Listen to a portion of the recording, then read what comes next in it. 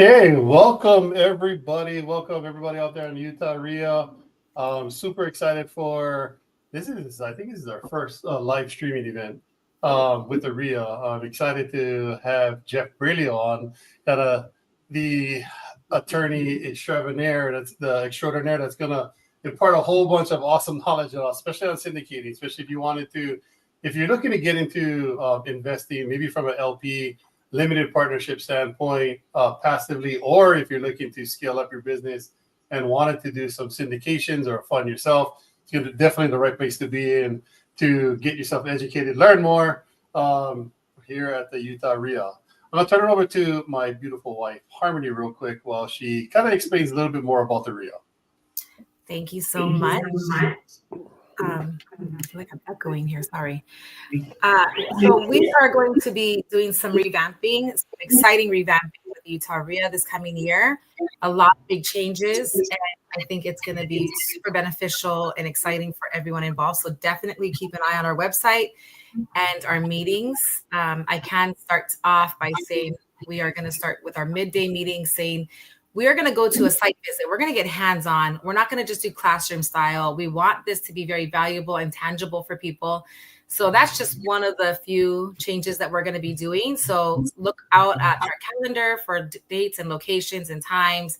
We want to make sure we don't have any mix-ups on that. So definitely look for that. And then if you are not aware of all the benefits, we have a lot of affiliates, and our biggest one is Home Depot to get 2% back of your spending every 6 months if you do spend more than $12,000, as a lot of our rehabbers do. Definitely just keep an eye on our calendar. Like I said, we're going to have a lot of exciting changes. Accountability. This is the year for accountability. 2025. People come to the meeting and they'll say, I'm looking to do this and I want to do that. And just helping you narrow down your niche and helping you stay accountable for what you say you want to get done. And we want to help you accomplish that. Don't forget our platinum sponsors as well. We have one of our lovely platinum sponsors here live with us. Yes, definitely our platinum sponsors, REI Title, definitely one of our very loyal platinum sponsors. So we appreciate you. We have Rise Capital, which is our fund. And am I missing one? Yes, you're missing Fractional, which we have a meeting on. It's a new one, sorry. Yes, so we'll explain more about that. So now we'll turn it over to, again, the attorney extraordinaire, Mr. Jeff Brilio, to kind of take it over from here and teach us a little bit more about syndication skills. Perfect. Happy to be here. Oh, you guys do the PowerPoint. Do I control that at all, or do you guys just advance it when I tell you to? We'll do it. I'll probably catch it before you say anything, but we're good. Okay. Perfect. Let me do a quick introduction. My name is Jeff Brilio. Many of you know me. Some of you may not. I have been in real estate now. I don't even just know. in 2 years. 5 years. It's been at least 25 years. That I can tell you. And I've been a member of the local RIAs, including Utah RIA. They're a great organization. I was one of the early members, and I can tell you that it's a really solid organization that cares a lot about the members. That's one thing I've really kind of noticed about Utah RIA. They're really good with the members, and I'm really excited to be here tonight teaching with you. We are going to be talking about syndications. And this is going to be a skills class, which means we're going to get real practical. So sort of nuts and bolts, how to, the key things that you need to know. And I'm going to start off tonight, disclaimer, I have to do this. What you're about to hear is for educational purposes only. It's not legal or tax, financial, or investment advice. You're encouraged to seek your own counsel of professional advisors. And I would recommend, as real estate investors, building your team of professional advisors. This might be agents, insurance agents, attorneys, CPAs, bookkeepers, and etc. You need to rely on these people quite often. And so it's good to have a team of professionals that you can rely on to get actual advice for the things that you're doing. Okay. But tonight we're going to talk generally. And I'm going to start with a little introduction of partnering. And there's two reasons I'm going to talk about partnering. First, partnering and syndications are similar, but different. And I found that a lot of local investors think they're entering into a partnership when really they're entering into a syndication. And entering into a syndication without jumping through the appropriate legal hoops can land you in prison. There are Utahns who are in prison for doing syndications the wrong way. I know who they are. And so, one, you need to know the difference. You've got to understand what a partnership really is and what a syndication really is. And the second reason we're going to start with partnering is a lot of the terms, partnering terms, are part of the terms of a syndication. Okay, that's the similar part, and then the different part. So the first thing I'm going to do is very quickly just jump through the different structures that you can use in a true partnership. And there's a lot of them. When we get to the syndications, you'll find that there's really only, for most of you, one structure, and that's going to be the limited liability company, or LLC. So for partnering, you've got lots of options. If you're going to do a syndication, you're almost always going to use just an LLC, possibly a limited partnership, but even most attorneys these days are using LLCs for their syndications, not limited partnerships. But it's up to the attorney, and they work very similarly. So let's just real quickly give you the overview of structures for ways to partner. And as I go through them, I'm going to kind of explain what partnering is so that you can understand how it's different from a syndication. Okay, next slide. So the LLC is the main structure that we use almost for everything in real estate. You'll probably never use an Inc. or a corporation in real estate. And there's some reasons for that. And we don't need to get into them, but what you do need to know is the limited liability company, or LLC, is going to be your workhorse. And almost every one of you will have to have an LLC at some point for something, okay? LLCs are very well known. Most people are familiar with them: banks, title companies, other parties you deal with. We know what LLCs are. They're highly flexible, which means they can be customized to match whatever you're doing with your partnership, with the other members of the company. And that's the reason why we use it, is it's really, really flexible. It's also got dedicated bookkeeping, which means that all the bookkeeping for the company is dedicated within that company and its own bank account. So it makes bookkeeping a little bit easier than maybe a joint venture. The LLC can hold titles, which means it can own things. It can actually own the land. You can own the land in the name of the company. And the great thing about an LLC is if you're an owner of the LLC, or what we call a member, you're protected from any liability that the LLC business might engage in. Okay.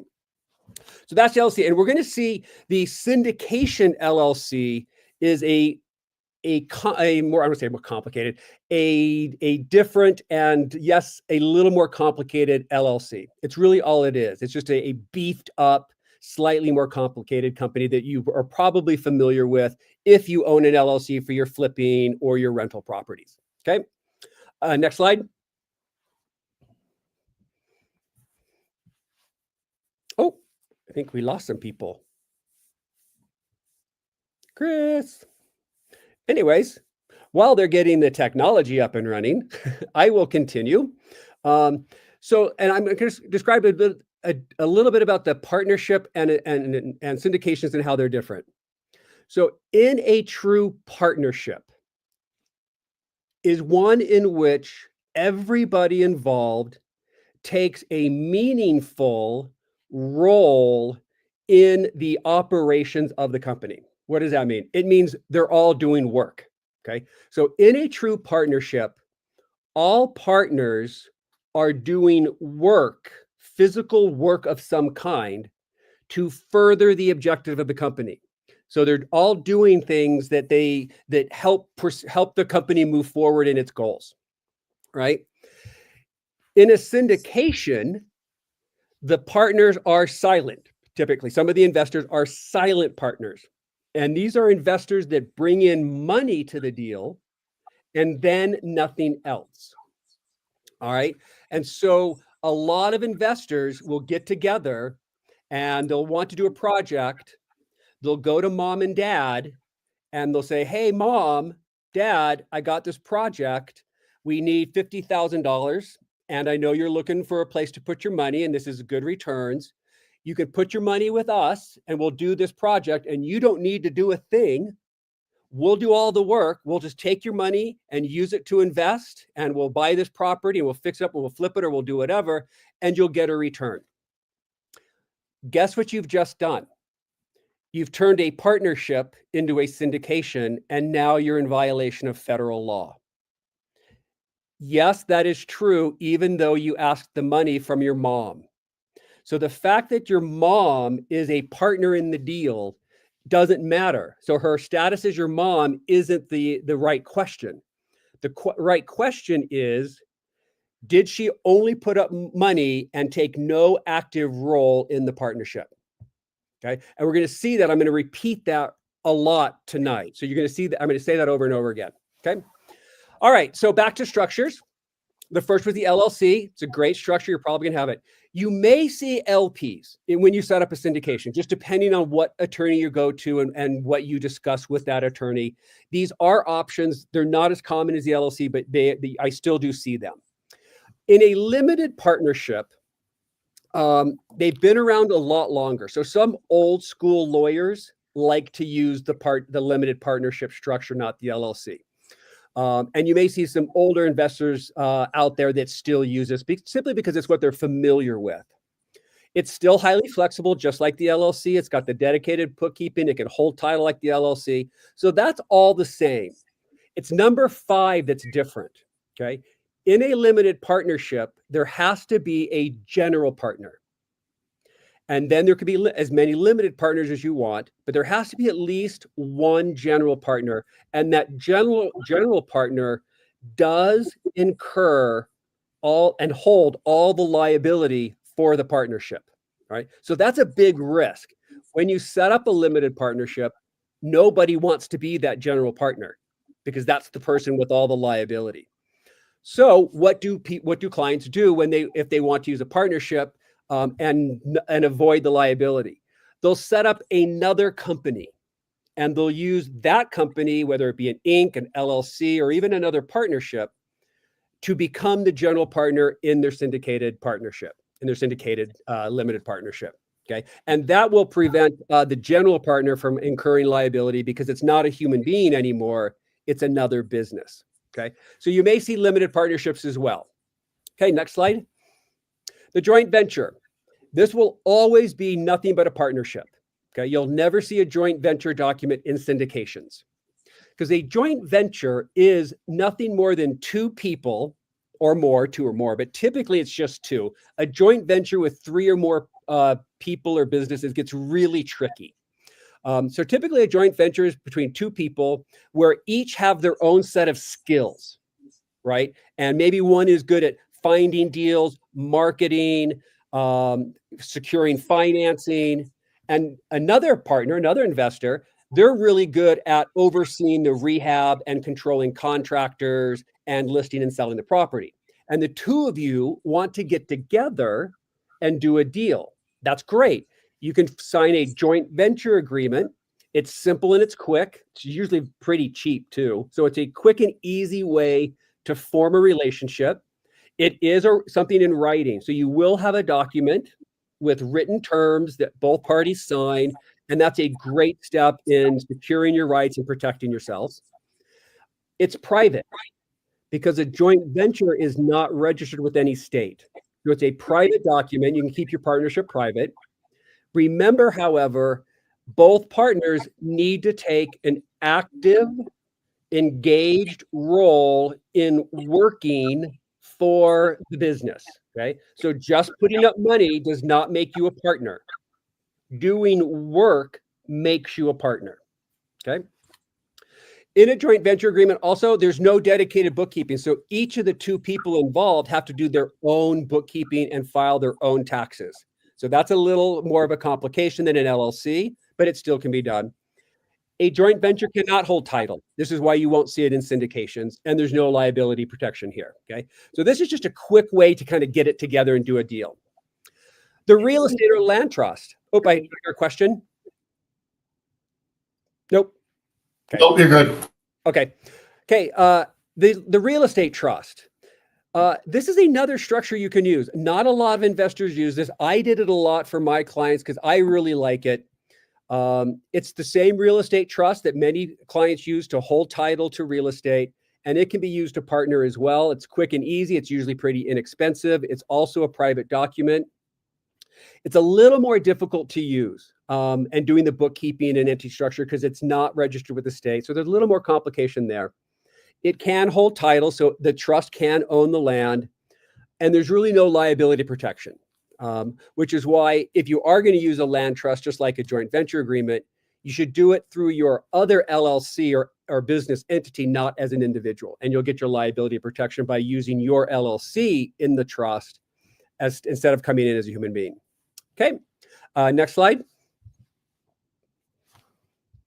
Tenant in common or TICs.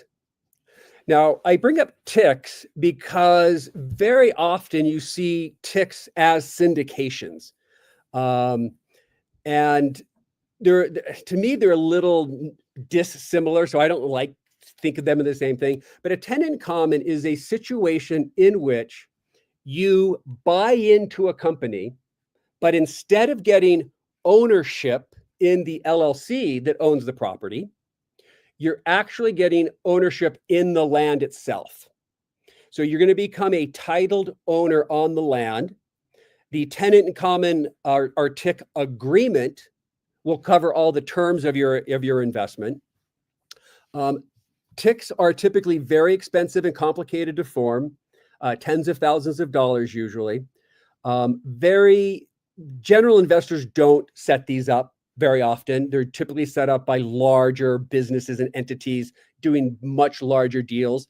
But they're great for 1031 exchanges, and a lot of investors can invest into a TIC as opposed to being a sponsor of a TIC. So a TIC is a great way to take money, and especially a 1031 exchange, and find a passive investment where you actually own land. And that's why I bring it up here, because it is an option for passive investing, just like you might passively invest in a syndication. But here, because you're taking ownership in land, you don't have to jump through the SEC legal hoops. There's other legal hoops you have to jump through, but not those specifically, because you will actually become an owner of the land, not an owner of the LLC. Okay. And of course, strong management. You're going to see that strong management in syndications as well.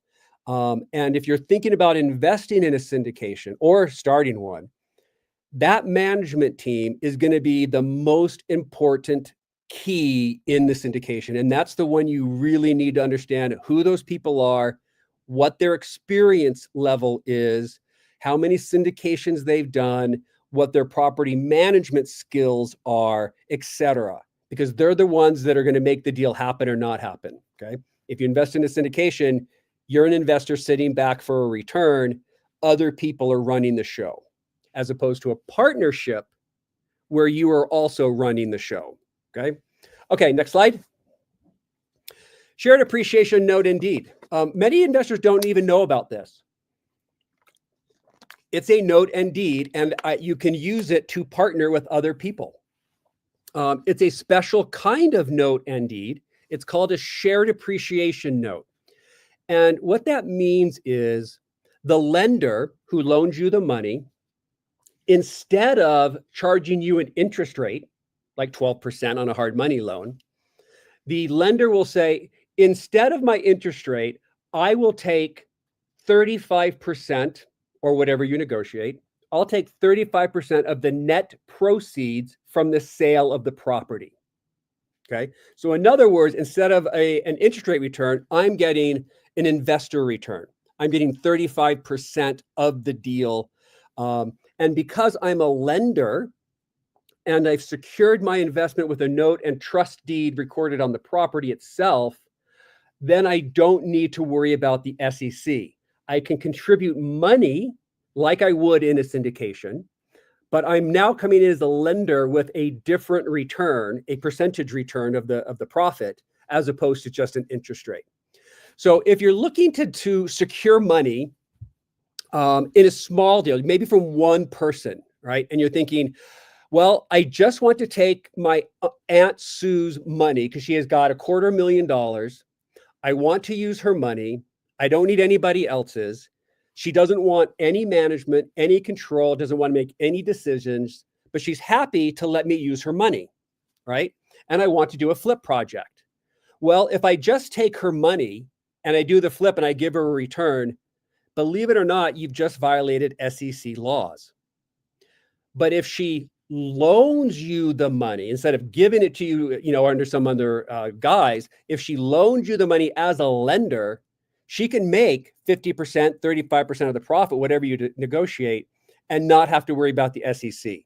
So this is a nice little workaround for taking somebody's money passively, where they're not a partner and they don't want to come in as a partner, but they want to come in as money. But you don't want to have to jump through all the SEC hoops and all the legal costs of setting up a syndication to do one flip project with your Aunt Sue's money. Okay, so I bring this up as an alternative to syndications in smaller deals where you just maybe need one person's money. Okay, next slide. Okay, here's a little more part. These are the terms that we typically talk about in partnering, and you're also going to see them in syndications. So all of these terms are going to apply. And these, when you get into a syndication, there's two ways to do it, right? You can be the sponsor, and I'll talk about that in a few minutes. And you can create all these documents and you'll give them to a potential investor. Or you're a potential investor who's looking to invest in somebody else's syndication, okay? Either way, you're going to get a set of documents, right? You're going to have a subscription agreement, an operating agreement, and possibly some others. And these are the terms that you need to be reading for and understanding in these documents. So the first one is operations and management. Who's operating the company? Who's managing the company? And what kind of a control do they have? And what kind of control, if it's a partnership, if you want to be in a partnership, what control do you have over the company? Okay. Voting rights and control. So in other words, in a partnership, if I was with two other partners in an LLC and we were all truly partners, we were all working, providing services, actual work for the business. And I owned 50% and my two partners owned 25% each, right? Well, you can look at that and go, great, I own 50% and the other two people own the 50%. But when you look at that with a critical eye, you're going to start thinking, well, wait a minute. If it takes a majority vote to make anything happen, and I have 50%, but that's not a majority, the other two partners, they're not a majority together. So if they wanted to gang up on me, they could not do anything. And I can't do anything without one of them. So you may run into problems simply by the way you set up the voting rights of the different members. So when you get these documents and you think about this, you just kind of need to run through different scenarios of voting, of what might happen and how much voting, does it take to control. And in a syndication, the managers, the people running the show, may own 50% or more of the company, which means you probably, even as a group, the investors aren't going to have much say. But in other syndications, the sponsors may only keep 20 or 25% of the company, and the other 75% is now owned by a pool of investors, right? Could the pool of investors get together and make decisions that might change the company, okay? These are just things you're going to have to understand as you kind of think about it and play through different scenarios, okay? Contributions and distributions. A contribution is simply an investment in the company when you give a company money. And a distribution is when the company gives you money back.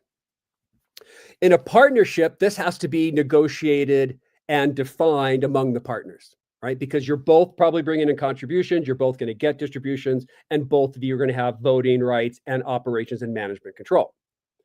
In a syndication, your contribution is simply going to be whatever you invest. If you want to invest $100,000, that's your contribution. And anytime the company sends you a check, that's a distribution, okay? Tax allocations. I'm not going to get deep into tax allocations, but if you really want to spend a fun Friday night, just, go on YouTube and start watching classes on LLC partnership taxation. I don't want to say it gets complicated, but it is a little different. And you absolutely need to understand how taxes are allocated and come through, because in syndications and all LLCs, it is possible to not get any money out of the company, yet still have a tax burden. That's totally possible, that you may have to pay taxes on income that you never got. And that sometimes is a shock to investors going, wait a minute, why did I get this? It's called a K-1 statement. Why did I get this K-1 statement saying that I have to claim this income on my tax return and pay taxes on it when I haven't gotten any money this year?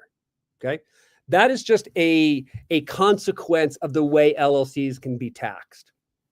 It's also possible that you can make a lot of money in LLC, but you get a tax write-off that's even bigger than the money you made, right?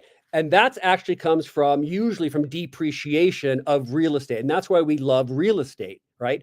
When you invest in real estate and you depreciate that asset, you can get really big tax deductions off that property, right? And those tax deductions can actually offset or more the money you're making. So you could be making money in real estate and saving money on taxes. It's crazy, right? But the more you learn about taxes and how that works, the more you can control how much you pay in taxes. That's a big topic. That's another class for a CPA to teach. Okay. Protecting interest and transferring interest. Those usually come in the LLC itself. We're going to talk about transferring interest on the next slide, and same with vetting partners. So why don't we just get to the next slide? In almost every LLC I did, we put in membership transfer restrictions. This is a protection for the current members of the company. What this does is it prevents outsiders from coming into your company. For example, let's say that you have a partnership, and it's not a syndication, it's just a partnership. So you've been doing business for years, and then your partner gets into a big car accident and is sued for $5 million. And the court is looking at your partner's assets to see what assets they could sell off to raise the money to pay off these people. If you don't have those membership transfer restrictions in your LLC, what the court can do is take your current partner out of the LLC, take away his membership, and give it to the plaintiffs, the family the family of the people he killed. And now suddenly you have a partnership with the family of the people that were killed by your former partner. Not a good situation for anybody involved. So these membership transfer restrictions prevent that from happening. And they're pretty standard in most real estate LLCs that we create. You'll also see membership transfer restrictions in syndications. And when you invest in a syndication, almost always you're going to read a paragraph like what I've got down here. In other words, the subscriber, that means the investor, the one investing some money in the syndication, acknowledges that the preferred units are restricted securities. That means, first, there's no real marketplace to sell your ownership to somebody else, right? There's not like a stock exchange where you can sell this to somebody else. And the selling of your interest to somebody else could violate the SEC terms. So once you invest in a syndication, it's possible that you'll be stuck there for the duration of the syndication. So when you get into syndications, just make sure you understand the restriction on the resale of what you're buying into, right? Most likely, you won't be able to do that, at least not for a time period. And if you are able to do that, you're probably going to have to hire a lawyer and spend a lot of money to make sure that transfer does not violate the SEC rules. Okay, so I think as kind of a rule of thumb, if you're going to invest in a syndication, the good thing to just kind of know is you're stuck there, right? You're going to buy into it until it's done, and then you get your money back or whatever it is. Okay. Okay, I do have a comment. If that K1 is paid out from the syndication who did the active flip to the many smaller LC nonprofit active investors who only lent money. Not sure the question. So if you want to maybe rephrase the question, I'll let you kind of finish with the question. We'll keep going. Okay. Chris, next slide, and I'll get to the question in just a sec. Vetting partners. This is really important. And you should do this before anyone you partner with or any syndication you want to invest with. Too many real estate investors, especially here in Utah, join partnerships or into syndications without doing their due diligence in understanding who their partners are, their experience, what problems they've had in the past, etc. And they get into bad deals because they didn't vet their partner. So this is all pretty basic information about, learning about your partner. I keep this here. So, take a screenshot, but absolutely do all of this and more. Run background checks. I know investors who spend more time vetting their tenants in their rental property than they do when making $1 million investment with another investor. Okay. Run background checks, have the talk, have a sit down conversation with the partner and get to know them and their background. Talk about money and don't be scared to talk about money. Check your compatibility, your skills and personality. Is this somebody that you like, you want to work with? Do they have skills that you don't have? Do they complement you? Do they have the skills to run the business? Check social media. See what else they're saying. You may find information that you don't like on their social media accounts. Listen to your gut, listen to your body. Things that are too good to be true typically are. They're too good to be true. I found that to be good advice throughout my career. When something sounds too good to be true, most likely it is too good to be true. Okay. If you're partnering, you can do practice runs, right? You can do a joint venture agreement for one flip project just to see how it goes, and if that flip doesn't go well, hey, you just blew one flip. You didn't blow a whole, series of flips or, $1 million rental property. Okay. And then finally, whatever you do, get it in writing. Whether you put it into a joint venture agreement, into a note and deed, into an operating agreement, into a partnership agreement, whatever it is, even just a piece of paper with the terms, the percentages, people's responsibilities, date it, sign it, because if anything goes wrong, you always want something in writing to fall back on, because that will control everything. Okay. Let me read through this the questions before we go on to the next slide. The game was paid from the active syndication. Smaller says you did a portion.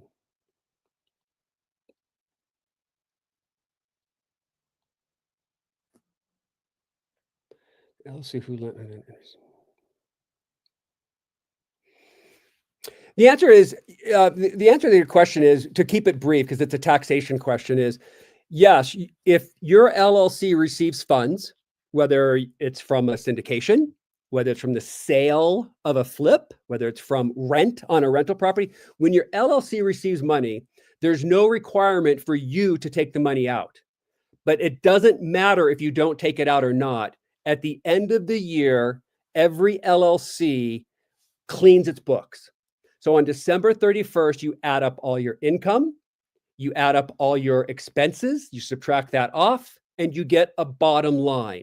It's a net gain, zero, or a net loss, right? Always, right? And that's on December 31st. So if you want to leave the $125,000 in the bank account, that's totally fine. But you are going to be paying taxes on the $25,000 you just received in interest, right? Even though you left it in the bank account. Okay. That's when yes, you're going to have to pay taxes on something, even though you didn't take the money out. And again, with taxation, get a good team of professionals, get a good CPA that will answer questions and help you understand LLC taxation. Really, really, really important, because you'll either lose money or save money simply by education into taxes. Okay, next slide. Let me pause and kind of Oh, jump in real quick, if you don't mind. Sure thing. I think, because you mentioned it earlier, like vetting out the partners is probably one of the single most important things that you have to do. Right? There's a lot of legal loopholes that you have to go through, but vetting out the partners is probably the biggest, because they're going to make or break what happens on your investment. So if you had to maybe look at just one or two of the single most important factors, what would those factors be, and then why? In vetting? In vetting, yes, specifically. Yeah, the first thing I would do is verify all experience background. So I would usually in a syndication, you're going to get, and we'll talk about this in a minute, a PPM, which is a business plan and like financials about the company, right? But usually in the PPM, it's going to list who all the people involved are, their names, there's usually a picture of them, and a paragraph of their experience level, right? I would go through those paragraphs. I then would sit down with each one of those and drill them on their experience and get details. I would want actual previous projects. I want an address. I want pictures of it, and I want to know everything that happened with it. I want to know how many projects they've done. So I would do a really good experience check on the people involved to make sure they actually have the experience they have. I have found that in real estate, a lot of people like to embellish their backgrounds. A lot. Chris is laughing, right? I made 150,000. No, you made 15,000. You added a zero to make yourself look good, right? I have 150 doors. No, you own 10% of 150 doors. See, there's a lot of ways that investors can like pad their resumes. So the first thing I think you need to do is dive into their resume and background and truly verify their experience. Okay. If they truly are experienced, they will have that information ready for you because they know it's important. If they don't, they're giving you the runaround and, you know, side stories and whatnot. I would be careful about that. Yeah, that's what I'm saying. The second one, the second thing I would do is get the name and phone number of at least 3 investors who invested in other one of the syndicators' deals and talk to the actual human being that invested with the person you want to give your money to, and do 3 of them and see what their experience was. Ask them, how well did the syndicators communicate with you? That's a big one, right? Did you get good, timely information when requested, right? And did you get all the information that you needed? And did they really have the experience? Did you make your money back? Were there delays? Were there problems? Were there hiccups? How did they solve them? That's it. Those are great conversations to have.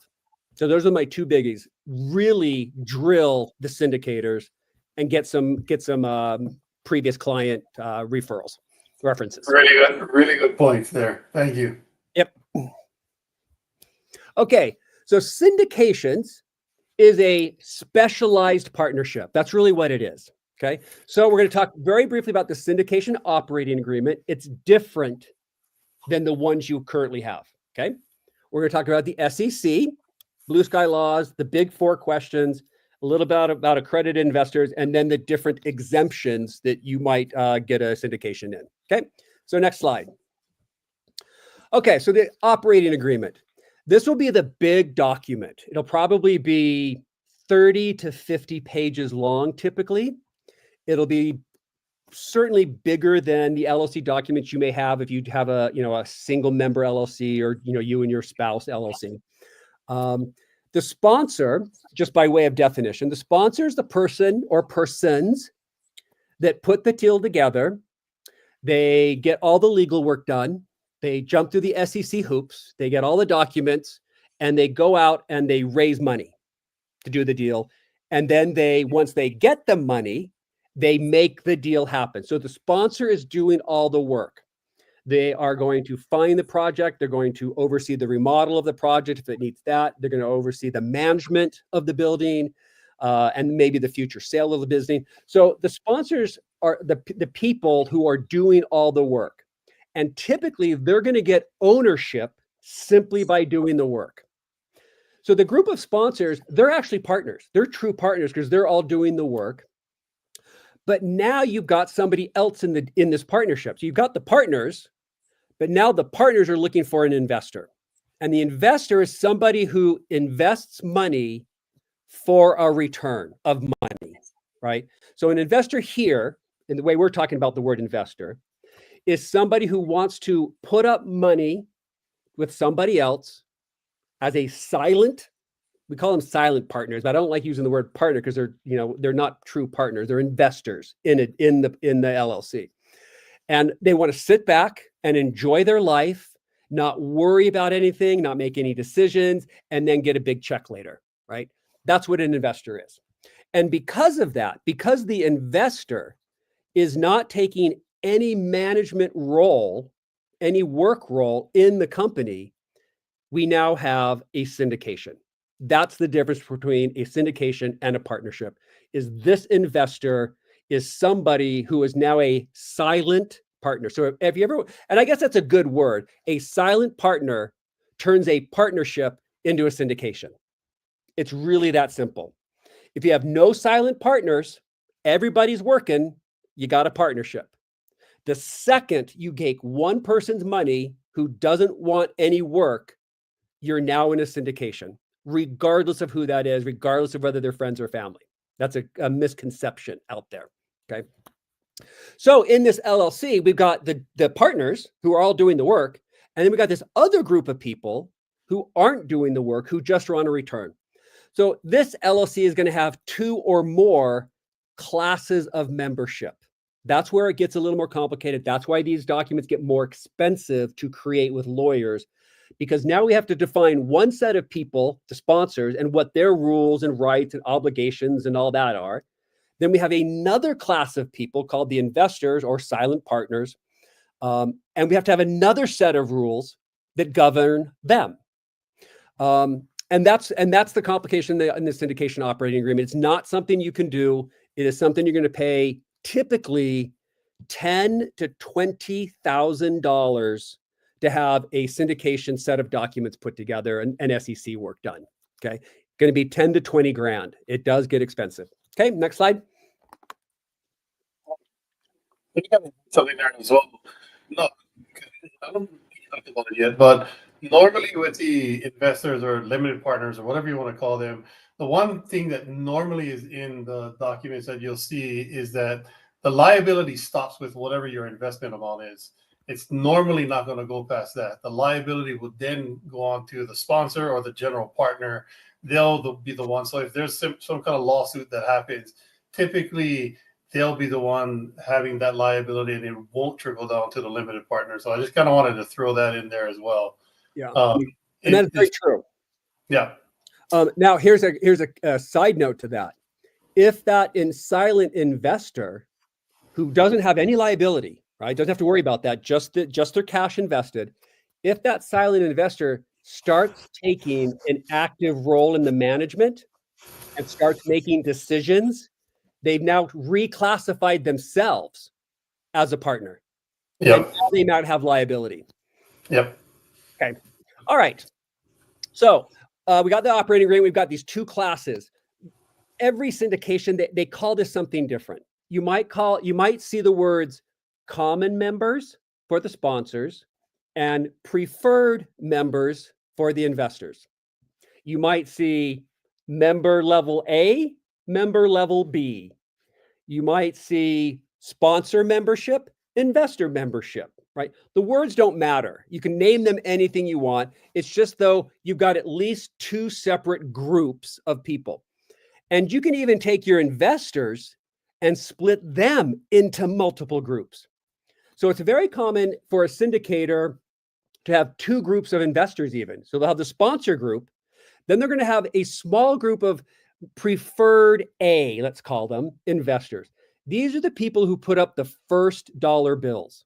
They're the first people in, they're taking the bigger risk, and sometimes their money is going to be used maybe for earnest money or down payment. So their money is going to be at risk before the syndication really gets up and running. And because these early investors are taking a bigger risk, they typically get a bigger return, right? So that's why you have preferred members A, and it's just a couple of them, and they get a big return on their investment. And then you have all the other investors or investors B, preferred B members, and they get a different payback, okay? And so you just have to read through the documents to understand these different groups and what you're getting. Do you want to be preferred A, take a bigger risk for a bigger return, or do you want to wait and be preferred B when this company is a little more stable and secure, but you're not going to get a bigger return? Okay. Some of the financial benefits that the preferred members will get, and you'll see these in the documents. Typically, the money people, the silent partners, will get what is called a preferred recoupment. What does that mean? It means when the company, the LLC, starts making money, a couple of years down the road, and they're actually making money, what a preferred recoupment means is that the company will give all the profit to the preferred members, so that the sponsors aren't going to take anything, not a dime or very little, and all the profit's going to go to the investors until they have recouped their investment. And once they have recouped their investment, then they'll take the cash, the distributable cash, and split it up among the investors and the sponsors to where now everybody's making money. Okay. Why do you see this? This is an inducement to get you to invest in the company. Right. So you know that you're going to get paid back before the sponsors even make a dime. That's incentive for the sponsors to make this successful, because they're not going to make anything until you get your money back. Okay. If they're making money right at a lot of money at the outset, and you don't get any kind of preferred recoupment, I would be a little more cautious about that, right? Because it sounds like the sponsors want to make money and they're not caring about any risk that their investors are taking. Okay. Another benefit you might get is a guaranteed return. So a guaranteed return is typically a small yearly APR or yearly interest rate. Let's say 6 to 8% is typically what I see in syndications. So let's say I invest $100,000, and even though I'm not supposed to get my $100,000 back until they sell the project, which is in 5 years, but I do get a guaranteed 6% return on my $100,000 until I get paid back. So during the next 5 years, I'm going to make $6,000 a year in cash flow off my $100,000 investment, right? And that's before I make my 10% profit or whatever the profit is. This is a cost to the company. It's like debt service, and they're just paying me a 6 or 8% return on my investment while it's sitting there, right? It's just another perk. That's what that is. It's another perk to induce you to invest your money. And all syndications are different, right? Some may not have a guaranteed return at all. Some might have a big guaranteed return, right? Some might have a big preferred recoupment. In fact, I've seen syndications where the investors can recoup 120 or 125% of their investment before the syndicators actually make a dime. So not only are the investors getting paid back, they're getting paid back with profit before the syndicators make a dime. Okay. And a third financial benefit that investors typically get is preferred tax allocations. Again, big tax discussion, don't need to go there, but you may read this in the documentation that you see, and that the syndicators will take any tax deduction they would have gotten, and they just give it to the investors, is what they're basically doing. So the investors get a bigger tax break than their investment would normally give them, because the syndicators that didn't put up any money aren't taking a tax deduction. Okay. Your management, the management of an investor is limited. There's no management restrictions. The investor has a limited role. The investor is limited in their managerial responsibility. Basically, if you're going to invest in a syndication, there's only a few things that you'll ever have to do. And that you may have to vote on whether to close the company. You may get a vote on whether to sell the project, to merge with another company, to file bankruptcy. There's only a few things, big overriding decisions that the investors are brought in on. But you do want to know what those are. right? You do want to read through the documents and understand, when do I have a vote and what things do I get a vote on? In other words, what things do I get a say in, right? It's not going to be a lot, and that's good because it keeps you protected from liability. But if you're a hands-on person and you don't like turning over control to somebody else, you may not want to be a limited partner in a syndication, because the minute you start taking an active role, you could lose your liability protection. Okay. A capital member, financial trust with no real ownership. We're going to not talk about that right now. That's a bigger topic. But I do see a question. What if one of the partners, instead of putting in money, is putting in their home to pay for? So the question is, what if I if I contribute an asset, a hard asset like real estate, instead of just cash money? Totally fine, completely fine. If the syndicators are okay with it, right? If they're looking for assets, hard assets, they may take your rental property, add it to their portfolio as your contribution to the syndication. Absolutely. Right? The bookkeeping, the tax, how to calculate the value and all that gets a little more complicated, but it basically comes in almost like cash. And so, yes, you can absolutely do that as well. Yep, perfect. Okay. The SEC. So what is a security? I've actually got a definition on the next slide. Just understand it's very, very broad, right? It's very broad. And it covers both debt and equity financing. So believe it or not, a lot of syndicators and a lot of real estate investors know that a syndication is when someone's trying to raise money by selling off membership in their LLC, right? That's an equity exchange, right? When I give a company money in exchange for membership, I'm buying the equity in the company, right? That's what I'm buying. And the SEC rules apply, right? That's what most syndicators do. But the SEC also applies to debt financing. So even you may take on some kinds of debt, and that still requires you to jump through the SEC hoops. Okay, so don't think it's all equity. It can be debt financing as well. Okay, when do these rules apply? Okay, this is the true legal test. You're going to see it on the next page. Friends and family. This is the misconception. A lot of investors believe that if the investor is a friend or a family member or somebody they've had the 3 points of contact with, I don't know if you've heard that, but I hear that in rumblings at meetings and stuff. And I've heard investors say, oh, well, if I've had 3 points of contact, therefore they are a friend. And because they're a friend, I don't need to worry about the SEC. Not true. Okay, friends and family. The friends and family comes in somewhere else. So it is part of the SEC rules. There is a friends and family thing in the rules, but it's not whether or not the SEC applies, right? No. I gave you the example. If your Aunt May gives you $250,000 to do a flip project, and you just put the money in your LLC bank account, that's a secure transaction. That's SEC stuff. Okay. What you really need to do when the SEC applies, are you a partner or are you an investor? So let's go to the next slide. Hopefully this is the definition. Yes, perfect. Right from the SEC, right from the horse's mouth. If the member has a meaningful right to participate in the management of the company, as well as the expertise and knowledge to do so, then it is not a security.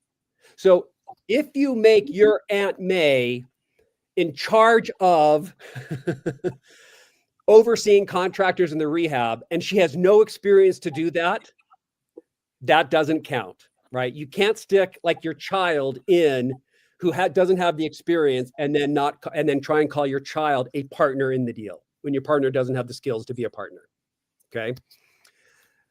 Next sentence, and this is just kind of the same thing. If the management structure of the business is similar to that of a general partnership, with all the owners having equal rights to participate in the management of the company, the interest is not likely to be a security, right? So you're good to go. It's a partnership.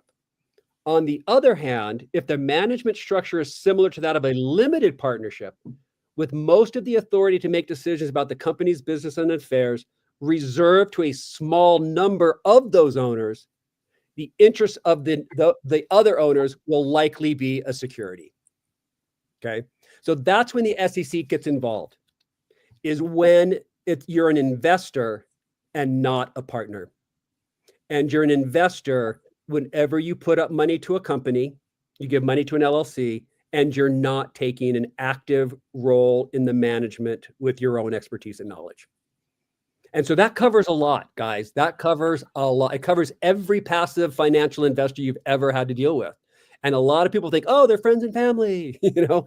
So this is probably the most important thing I wanted to get out there, right? Because I don't want you to get into trouble, and I don't want you to be arrested, because that happens, right? If you don't know what you're doing.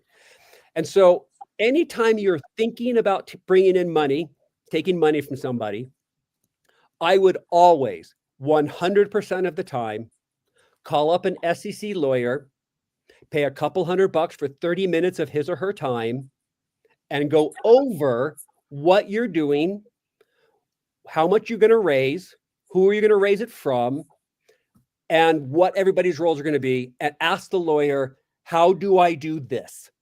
Or can I do this in a way and avoid the SEC? And have that discussion, okay? Don't just go into something blind. It is worth saving yourself from prison to have a 30-minute call with a SEC lawyer. And the lawyer that took over my practice, Joshua Irvine, does SEC work. I did SEC work like 25 years ago. I stopped doing it because it's murder on my E&O insurance. But Josh does security stuff. So Josh can actually consult and advise you on these questions. Okay. But find a lawyer somewhere. Have the conversation so you know what you're doing. What are blue sky laws? Blue sky laws just refer to states, right? So we have our federal law, the SEC, and all the hoops that we have to jump through for the federal SEC. But you also have to worry about states. States have laws too, and states can be different. A blue sky law is one in which where a state has said, as long as you comply with the federal laws, you're good in the state. Right? So you're covered. You don't need to worry about it. But not all states do that. Not all states just say, hey, comply with the Fed, and then we're good. Utah, you actually have to file and do things here in Utah, right? Not hard. Utah, we're pretty good with business owners, right? But there is a local Utah SEC group. They're out of the Department of Corporation or Division of Corporations, Department of Real Estate. You can go down there anytime. They're really nice. They will help you and talk to you. And actually, they won't act as a lawyer, but they can answer a lot of questions. So the question comes, if you're raising money in multiple states, always SEC, always, always, always, always, multiple states, always SEC. There's no way around it.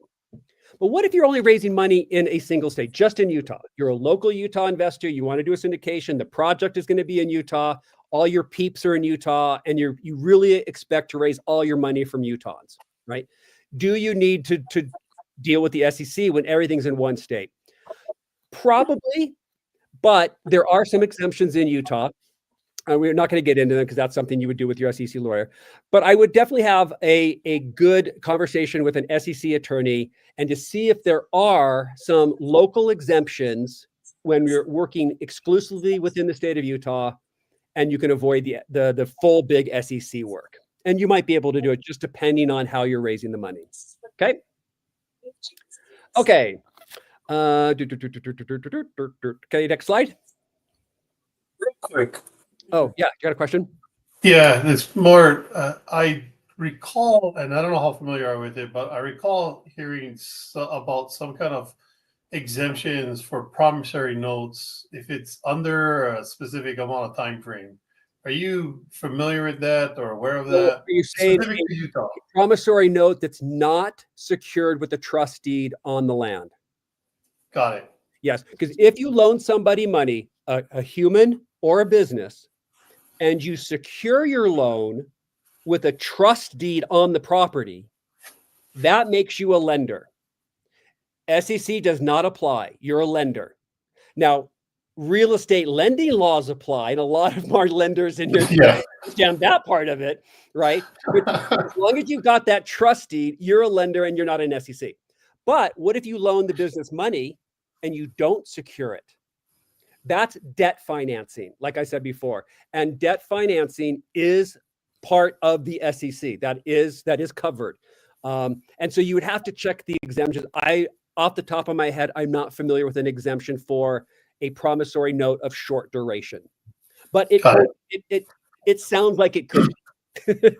Yeah, I recall seeing something I didn't go into it. Again, I'm a lender, so licensed, so I didn't go down that rabbit hole to navigate it. But I know I've seen it somewhere. I just don't know the details of it. So Yeah, I wanted to I haven't got into the weeds. I've pretty much stuck with, if you secure it with the trust deed, you're a lender. It's not SEC. If there's no trust deed, it's SEC. And then from there, see if you can find an exemption. Yeah. Okay, the big four questions. Who am I asking money from? Who's going to give me money? Are they a partner? Are they also contributing experience and time, right? Or are they just an investor putting up cash? And if they're an investor just putting up cash, are they accredited or not accredited? We'll get more to that in the next couple of slides, okay? But you're going to need to know that. Those are questions you've got to have defined, okay? The second question, how am I going to find these people, right? This is where the friends and family come in, right? You can talk to friends and family, and it's not considered advertising about your syndication. How do you know who somebody's a friend or not? That's the 3 points of contact. So you define a friend as somebody that you've had 3 points of contact. Maybe you met them at a RIA meeting, then you saw them at a seminar, then you went to lunch, okay? Now they're a friend. Now you can talk to them about your syndication. And it's not considered advertising, because advertising is a special thing. We'll see that also in a minute, like accredited investors, right? Facebook is advertising. If you write on Facebook, hey, I got a syndication, put up your money and you can make a ton, that's advertising, okay? And so you need to know, are you advertising? That's in publications, Facebook, mailers, whatever. That's advertising. And then you have friends and family. Friends and family are not, you can talk to them and it's not considered advertising, okay? Where are these people located? Are they all in one state or are they in multiple states? Okay. And if they're in multiple states, you have to check every state where you have a potential investor, where you're doing any marketing, advertising, or talking, to see what that state's rules are. So if you're going to do general nationwide advertising, you're looking at doing SEC work in 50 states. You're going to spend hundreds of thousands of dollars on your syndication. Okay. And then finally, how much money am I looking for? Okay. Because there are different exemptions in the SEC work, and it depends on these questions. Okay. So now that you know what these questions, let's see where we can fit our syndication, our project. Okay. So next slide. So what is an accredited investor? Here's first why this term is important.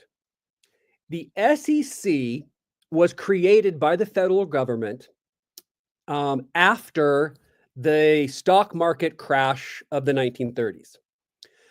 And they created it because they were worried about people getting scammed, typically by stockbrokers and whatnot, but people being scammed and losing their money, right? So the SEC was created to protect the public from unscrupulous people who tried to steal your money, okay?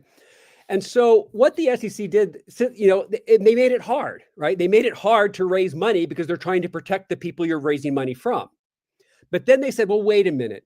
If there are people out there who are financially smart, who are experienced with investing their money, you should be able to take money from them without too much of a problem, because they're experienced investors. They know what they're doing. And that's where this comes from. So an accredited investor is an individual that has that is assumed, I guess is the best way, is assumed to have experience investing their money. In other words, the SEC says, if you are rich, you know how to manage your money. First of all, I don't think that's true. I really don't. But I'm not the SEC. I didn't write these rules. The SEC says if you make over $200,000 a year as an individual or $300,000 as a couple, a married couple filing jointly, or you have an individual or joint net worth over $1 million, and this does exclude your primary residence, by the way. So you cannot include your primary residence in your net worth. So this means you've got $1 million in assets outside of your house. Okay. Now, if you've got $1 million in assets outside of your house, I'm going to say you've got experience investing your cash, right? To me, that's experience. But someone who makes $200,000 a year, especially if they have a family, they don't have disposable income to invest. So I don't. But anyways, if you meet this definition, the SEC says you're an experienced investor, and we're going to treat you differently than everybody else. Right? Not as many hoops to jump through because you're experienced. And so when you're going out and raising money, looking for accredited investors makes your job a little easier because there's not as many rules because they're experienced, but there's not as many accredited investors out there, right? So your pool of investors are going to shrink considerably, but your job's going to be easier, right? If you want to go after everybody, then you're going to go after non-accredited investors, right? And there's some more hoops to jump through. Okay. So next slide. Okay. So there are 3 exemptions that you will see if you're going to be a sponsor or an investor. And they're all called, we use Reg D, right? That's kind of a term of art. It's from Regulation Section D. So we call them Reg D. And in Reg D, there's a number of exemptions from registration. And what does exemption from registration mean? So Reg D was created as an alternative way for a company to raise money outside of a stock market exchange. So most companies, when they want to raise money, they sell stock at the New York Stock Exchange. That's how they raise the money. They just issue stock, sell it on an open market stock exchange, and that's how they get the cash, right? Reg D was designed to allow small business owners to raise money and not register with a stock exchange. So that's what an exemption from registration means. We're exempted from registering with the New York Stock Exchange. And to register with the New York Stock Exchange is probably going to cost you $250,000 to $500,000 and a couple of years of time. Right? So no one's going to go that route to do a syndication. It's dumb, right? You're going to go through with an exemption. This is one of the exemptions. Okay. I call it the simple exemption. So if you're raising less than $1 million, you can apply for this exemption. You can advertise. So Facebook would be fine, but you can only take money from accredited investors. So that's the downside. Right? You're limited in who you can take money from. And that's why I call it the simple, because you're only raising money from experienced investors. There's just fewer hoops to jump through. Okay. Good. Okay. So the second exemption, 505, I think the first was 504. This is 502. This is the intermediate. This exemption allows you to raise up to $5 million. So a little bit more money, but there's now no advertising at all. Okay. So no Facebook, no mailers, no trade publications. The only people you can talk to are friends and family. Family is family, and friends are the 3 points of contact. Okay. That's where the advertising family comes into play. If you're going to go with this exemption, right? No advertising. You can raise money from accredited investors. That's totally fine. And you can raise money from unaccredited investors. So that's a good thing. That's a bigger pool of investors, more money. But you're limited to 35.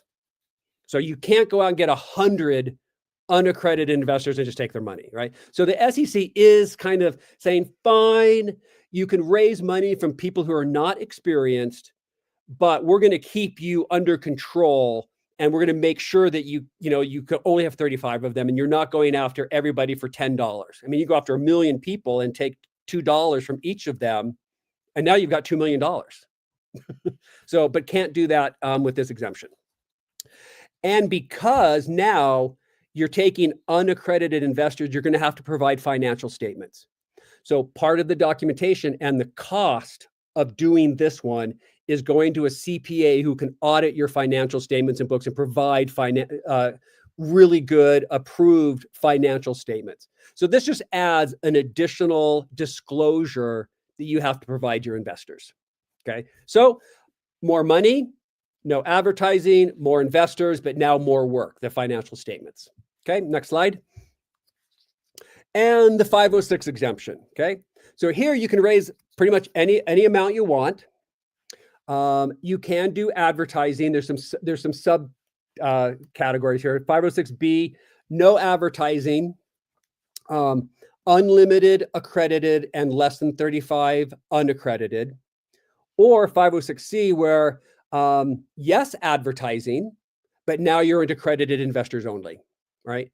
And you're going to have to provide a financial statement, just simply because you're raising potentially a large amount of money. Okay, so those are your three options to deal with. Now, from the time I wrote this and from the days that I was doing SEC work in the last maybe 5 to 10 years, maybe 15 years, 5 to 10 years, there are a lot of other ways, crowdfunding, crowdsourcing. There's another under sort of unique caveats and exemptions, exclusions of raising money in other various ways. I'm not super familiar with those, so you'd probably take somebody else that knows those ways. These are the traditional ways of doing a syndication and raising funds the way we've done it for decades and decades and decades. Okay, and the way I've done it too. Okay. Next slide. Jim. So, there's a lot of different. Obviously, there's a bunch of different exemptions that you went through.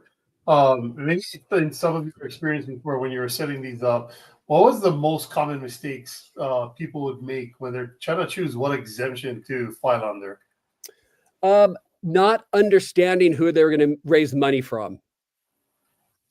That's the big one. Advertising is huge because the advertising is the one that's going to get you busted.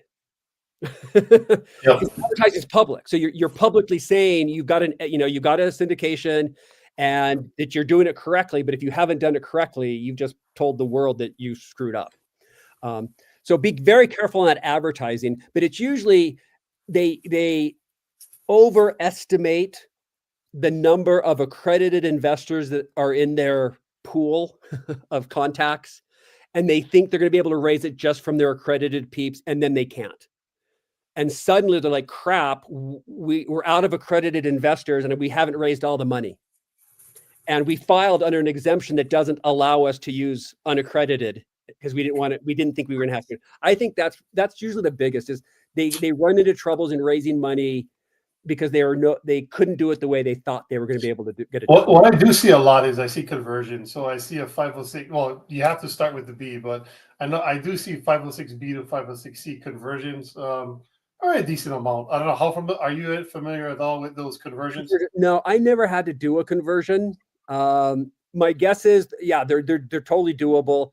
It's going to cost you money. Yeah, it does. It does. It does allow you to start to raise from your unaccredited first, so your pool of unaccredited, right, and then switch over to the A to the C where you can do more advertising. I haven't done one. I've invested in one that maybe a few that have done that.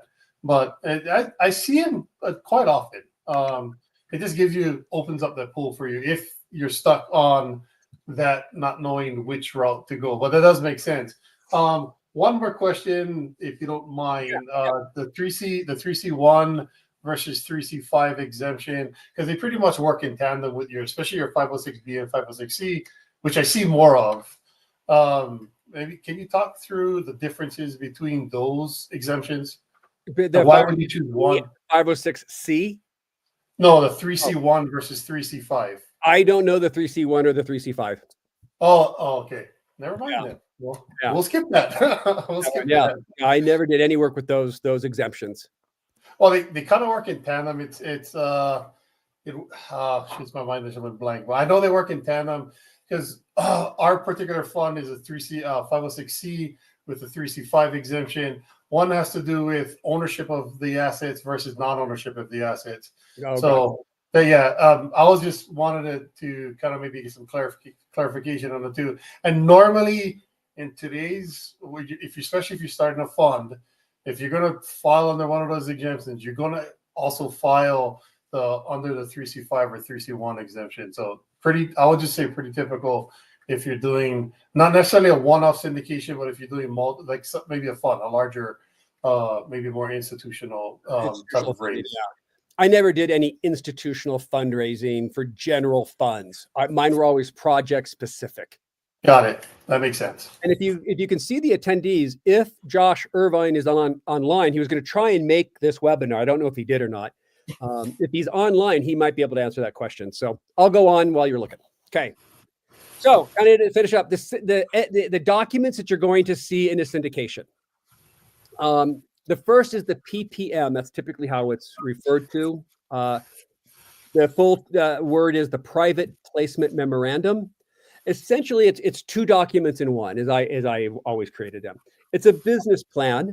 So it's going to have information about the principals, the sponsors, their background, their experience. It's going to have information about the project itself, maybe a market analysis, a financial analysis, a community analysis of growth in the community. It's going to have all the stuff about the project like a business plan would be. And then it adds on the terms of the offering. So in other words, how much you can invest and what are you getting for your money and that kind of what's going on with that. So it's a business plan plus a set of financials about the investment, the return, guaranteed returns, preferred recoupments, tax benefits and allocation. So it's going to tell you all of those kind of perks of the different classes of membership.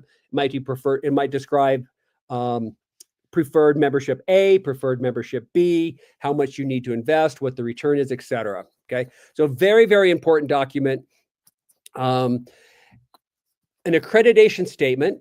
If an investor is accredited, probably they're going to have to sign an accreditation statement signed by an attorney or CPA who can verify that they have the income or the assets to make them accredited.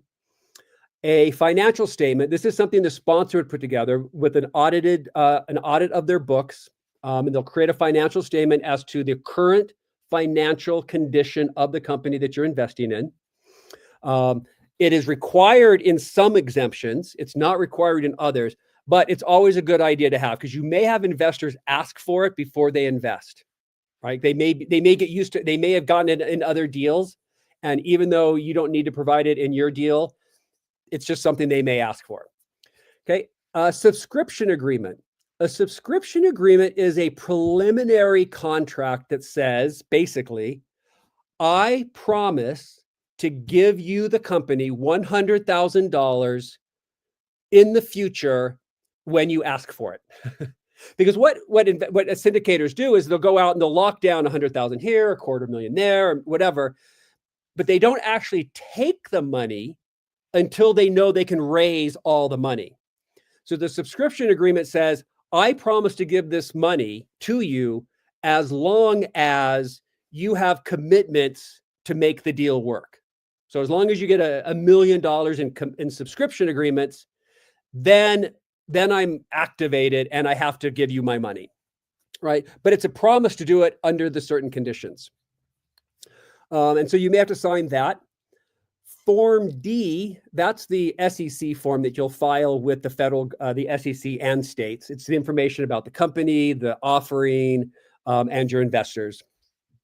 And then you'll have the corporate documents, okay? That will be the LLC formation documents and the operating agreement.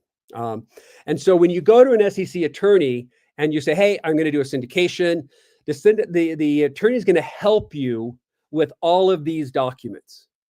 And this is the document you're going to get for the $10,000 to $20,000 price tag of a syndication. Okay. Okay. I think go to the next slide, but I think that might be it. Yep, that is it. We are done. 9 minutes early for some questions. Let's see if we got, okay. If you guys do have some questions, you guys should be able to just drop it in the comments. I do not see any right now. I mean, I thought that was extremely valuable, and I think I do hear it too. I hear, especially being in the real estate world, in the RIA, I hear people raising money, and I think you made a good point right in the beginning. If you're taking money from someone and they, how exactly did you phrase it? But if they don't have basically any roles or they're being passive, then you are there's a solicitation, and there's potentially and possible SEC violations that, well, you said it straight up. You could be going to jail, which is true, 100% true. Yeah, there are, like I said, I know Utahns who are in the prison down at the point of the mountain for violating SEC rules. Yeah, so if you're giving money to somebody else, right, either be a lender, know your lending laws, know what licensing or what not licensing you need as a lender, make the loan and secure it with a trust deed on the real estate. Now you're in the real estate world, not the securities world. Okay. You might run into trouble with the DRE as a lender, but that's much better. Trust me, you'd rather deal with the Department of Real Estate. You don't want to deal with the SEC. I mean that. Those guys do not mess around. I've seen them in action. They will get you, and it's not pretty. So if you're a true lender, you're secure with the trust deed. If you're giving somebody money and it's not secured with the trust deed, you're either in a syndication, might be a consumer loan. There's some other kind of weird ways to give money. But if you're giving money to somebody with the expectation of a return, that's SEC. Period. Let me answer this, because even I'm kind of curious about it. Where will the liability fall? The person taking the money or the person giving the money? The person taking the money. Yeah. Okay. That's kind of what I assumed. Yeah. And the way that's usually hit, where the crap hits the fan, is usually when an investor doesn't get their money back or doesn't get what they thought they were supposed to get back, and they get upset. And the first thing they're going to do is call a lawyer and say, hey, I invested some money. I was supposed to get the return. I didn't get the return they promised. Will you look into it? The very first thing your lawyer is going to do is look up the SEC work. Because if they didn't do the SEC work, my lawyer's job is now done. And he's going to turn it over to the SEC, who's going to do all of his work of investigating this company, not on my dime. So that's how it happens. An investor doesn't get paid back and hires a lawyer, and that lawyer starts looking into whether or not the syndicator did the SEC paperwork or not. And if you didn't do the paperwork, the SEC is going to jump in and do all the legal prosecution. And then once you're guilty there, then it's easy. Then the investor goes, look, you violated SEC laws. Now I could go after your personal home, your personal assets, your everything, because all your liability is blown. Yeah, it can be very ugly. I do kind of stand on my soapbox here, because it's not something to be trifled with. Oh, I think it's good. I think it's a very good lesson for everyone to learn, and hopefully we can get the message out more and people take it seriously and just, like you said, do it right. Yeah. I mean, at the end of the day, all it's going to take is a 30-minute conversation with an SEC attorney. Yep. And either know you're going to need SEC work, or you're not. Yep. That's it. Easy. Yep. Spend $100 and sleep well at night. Well, we do not have any more questions. So if somebody wanted to get in touch with you, how do they do so? I'll stick your website URL in the URL where you get there. If you need legal products or services, Josh Irvine's doing those for me. So that's 801-560-2180. It's the same phone number my office has always had. It just rings to him now. So 801-560-2180 is the best way to get legal help. And he can do your SEC stuff. That is super phenomenal. So thank you very much, Jeff. This was You're very, very welcome. absolute Always wealth happy to of do this. knowledge. Hopefully everyone got some good tidbits out of it. There's been a lot of what not to do's. So Yeah. make sure we stick to that and do the what not to do's and follow through. But it was super phenomenal. I appreciate you coming on. And thanks everybody out there that joined us. I appreciate all you guys as well. Okay. Thanks, guys. Thanks, everybody. Thanks, Utah RIA.